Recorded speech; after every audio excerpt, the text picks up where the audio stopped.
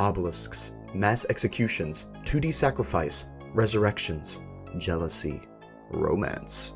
Oh my.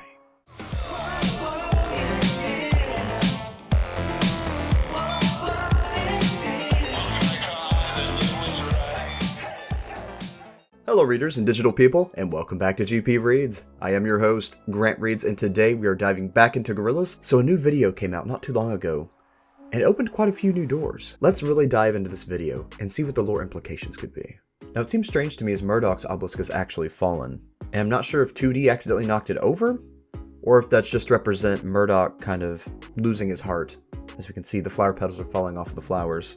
The great leader watched from on high, his once mighty obelisk wilted by heartbreak. So it fell over by heartbreak. Mudzy. Why has he got such a big heart when he acts like he's so freaking heartless? There's still something under that green, rotting flesh. Murdoc is the greatest mystery. And why is Murdoc brokenhearted? Murdoc is brokenhearted because 2D is talking to the neighbor lady. So basically, yet again, 2D is stealing Murdoc's limelight. Because now Moonflower is paying attention to 2D. He is the chosen one for their cult as well. Even though being the chosen one might mean that he was the one chosen for sacrifice, but that's a whole nother topic. But we might get into that. So again, 2D has taken the spotlight, Murdoc is put to the side, and everything that he was trying to accomplish with this cult, putting himself in the spotlight, becoming the cult leader, becoming basically the god of this cult, has backfired. Again. Because his ultimate goal of impressing the neighbor lady, Moonflower, well, it didn't quite work as of yet. Now, there is a prophecy in which it does work, and that prophecy is the Cracker Island music video. We see that Murdoc ends up with Moonflower, and that is why Murdoc is so obsessed with making this prophecy come true, and why has Russell so dedicated to it. Alright, as the video says here, as night fell over Silver Lake, the chosen one popped next door for a cup of tea. So that's why 2D was over there, but it seems the cult is pretty interested in him. Yeah, the other cult has a lot of obelisks. You weren't impressing him with that one pink obelisk, Murdoc, I'm sorry. You tried, at least. Right, and then the video says, it turned out the neighbors were in a cult too. What are the chances? Pretty high in LA, actually. There are 7 in the zip code alone. I want to disagree with that.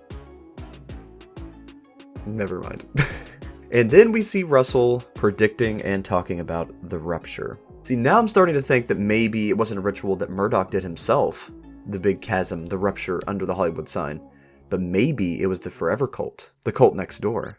And we do learn that it's called the Forever Cult from this part here. They were called the Forever Cult, according to a scroll Noodle found under 2D's bed. So they've been targeting him for a while, ever since he went over to apologize. Nice one. That'll be my pizza. Oh, you're not the pizza man. What's that? Oh, okay. I'll tell Murdoc to stop looking over the fence at you. You have a nice day too. I don't know, maybe they realized his head is kind of, sawdusty, if you know what I mean. And they thought they could take advantage of him, or maybe they're trying to do something with him or indoctrinate him into their cult because they like him, because he was kind to them. Unless she's trying to get Murdoc's attention by taking his chosen one, so that he'll think she's cool, so that he'll go for her. What if there's like this back and forth? He really likes her, so he's trying to impress her. She really likes him, she's trying to impress him. And they just don't realize until the end. Wouldn't that be hilarious? And Forever appears on the piece of paper. You know what? That might not be the name of the cult. It might not be the Forever Cult. It may be a little bit more so that 2D will be involved with them forever, or his soul will be indebted to them forever.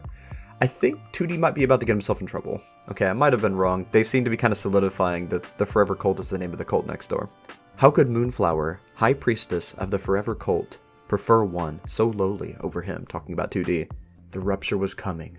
There was much to prepare. Okay, there's actually quite a bit to break down in there. Alright, and before we get started, what do y'all think about Baby Queen? I freaking love that song, it's so cute. I know the lyrics don't exactly suggest that, and a lot of people think it's Murdoc talking about Moonflower, but why do I feel like it's actually Damon talking about his daughter, how she's grown up? It seems endearing, like a father talking about his child growing up, and it's just super cute. I love it. This album's gonna be so freaking good. It really makes me think of a combination of the Now Now, Plastic Beach, and then kind of that more energetic vibe from Demon Days. It's gonna be a banger. I can't wait. And also, congratulations, Gorilla, for Best Alternative at the MTV Awards. You got it. You got an award. You deserve it. Damon, Jamie, you guys are awesome. You deserve that.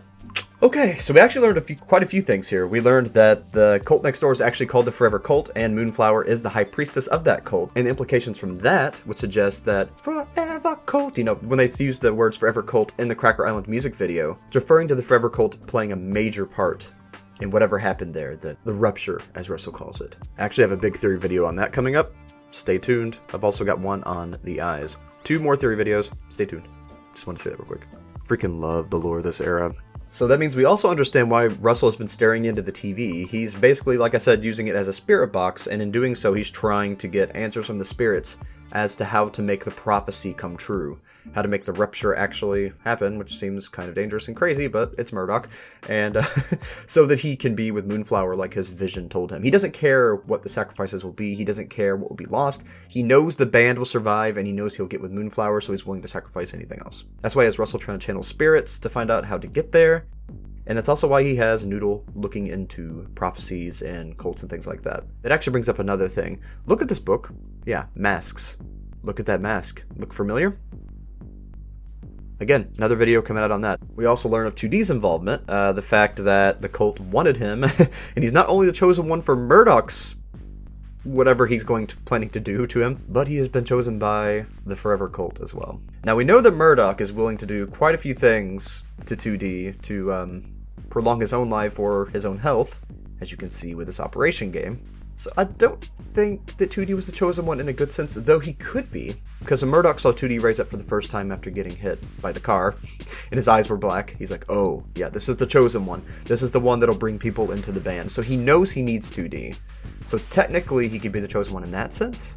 He's going to be the face of the cult, like the one who brings them in. Of course, Murdoc's going to be the face of the cult, but, you know, 2D's the one that brings people in, makes people trust. So he could be the chosen one in that sense, but I'm kind of not feeling that's exactly what's going on here.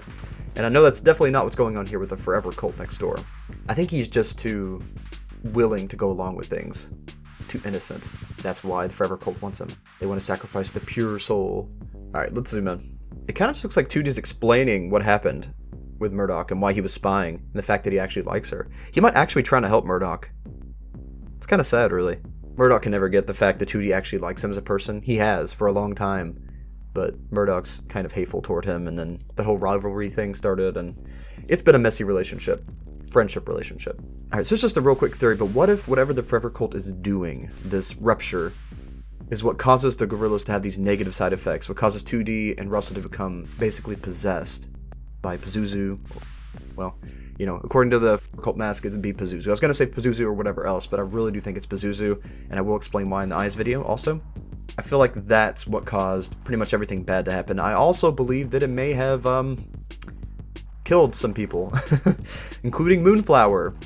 But Murdoc was able to bring her back to life because he made a deal with Pazuzu, since Pazuzu was actually present, or some kind of immortality deal, and brought her back, and that is what caused her to fall in love with him. Which, to me, it doesn't really seem like real love. It kind of seems like the Nightingale effect, when someone is saved or has someone who they see as their hero, and because of this, because they feel safe with them, they kind of start developing feelings towards them. It's not that they love the person, but they love the fact that they keep them safe or rescue them, which I'm not saying is a bad thing, but it doesn't always last. Nightingale effect tends to fade. So I wonder if Murdoc's actually going to be with Moonflower from now on, or if it's just a quick fling. If it's a quick fling, it's probably going to hurt Murdoc in the end. Though it's not exactly the Nightingale effect, because the Nightingale effect is where you fall in love with the one you rescued, but it's kind of the closest thing I could think of.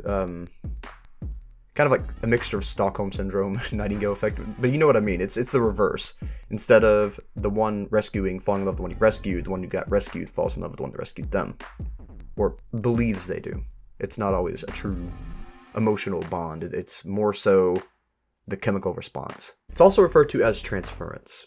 Alright, one more thing I need to do. I'm going to go back to the lyrics of Cracker Island and see if we can piece together anything new, given the context we have now. Where the truth was auto-tuned, its sadness I consumed.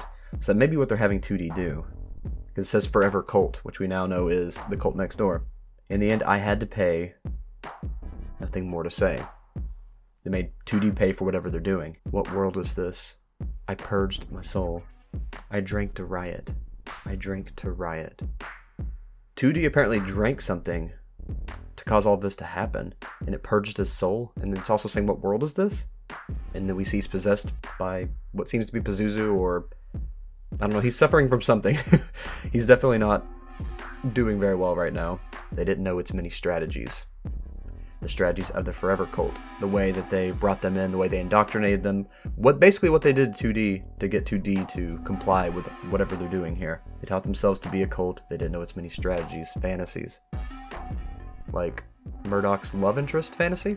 On Cracker Island it was raised by the collective from the grave. It ate up their paradise. So it didn't quite work as they expected. And we know for sure that Moonflower was, or at least it seems like she was dead. So whatever they did not work out well. Out there on my Silver Lake, I was not there. Now that could mean that 2D wasn't there at the time, but what I'm thinking is it means that he wasn't there, like he wasn't in his right mind. He wasn't quite all there when it happened. So it wasn't exactly his fault, he was drugged or whatever. In the end it will be great. So he's still kind of got that mental programming from the cult. Beneath the hills. Beneath the hills? I think it's talking about whatever ruptured out of the hills. Under the Hollywood sign. It's like a ship between the tide, I saw myself. So he saw himself out of his own body? Out of body experience? And then it says, on Cracker Island, it will die. Forever Cult. Kind of like it's actually talking about the Forever Cult at that point. Join the collective in the sky. In the end, I had to pay. In the end, I'll be okay. Nothing more to say. Yeah, that definitely added some context. I wouldn't say there's too many new things to it, though. And for the rest of the pieces, you will have to wait and see the other two videos. I have them coming out very soon. I've been working on them for the last week and a half. They'll be coming out really, really soon. I've had a lot going on. I've had a lot of other things, a lot of other projects, a lot of other videos. I had 2 interviews, and I just had a lot of catch up to do because I had that cold, and it put me behind. But I'm getting there. I look forward to seeing you all there. I hope you enjoy them. I hope you enjoyed this video, and I'll see you when I see you. But until then, keep your eyes wide open and never stop reading. I'll see you all. Hey, thanks so much for watching. Now I'd like to take this opportunity to thank my patrons and channel members. Thanks to you, I'm able to do what I love. CNK114, Investigator Zeus, Dobby's Music, Jera Mullins, Free Spirit Katie, MC Darfer, Vexus, Agnieszka, Granny Monster, Nightmare Luna, Archer, and Roxy. Really, thank you so much for everything you do. It means the world to me.